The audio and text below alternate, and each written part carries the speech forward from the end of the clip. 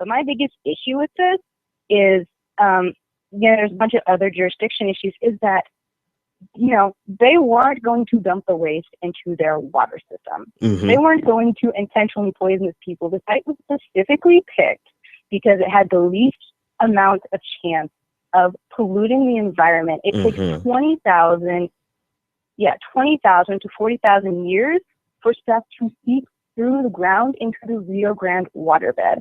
And I really have issues with people bringing this up, because they talk about this, and this guy who related it to the Flint water crisis, and it shows a complete lack of understanding about how our waste system works. Actually, no, hang on. Let me tell you, it's not that, right? So I wish you had started with that first part, right? That last part first, right?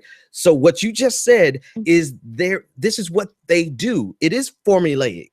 It requires them to erase any details that are contrary to their narrative, right? What you just said is pretty much the same thing that the young man who reached out to me, he wants to come on and discuss how this place was strategically picked because it is the best place for this waste, right?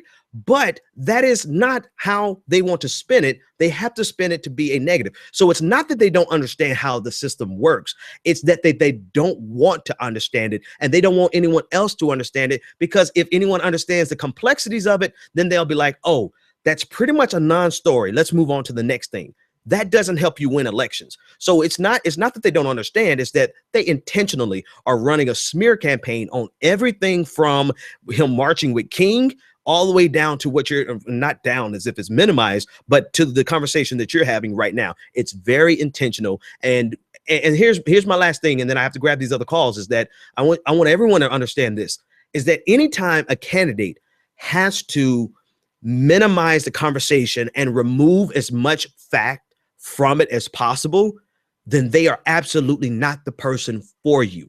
Because if they give you more information, and that more information is going to make you turn away from them, then clearly they are not the person for you. And Hillary Clinton has been running that type of campaign. Every attack on Bernie Sanders is something that has been minimized and reduced to the lowest common denominator.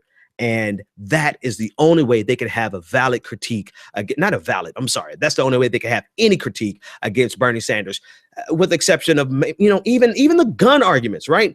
Even the NRA votes.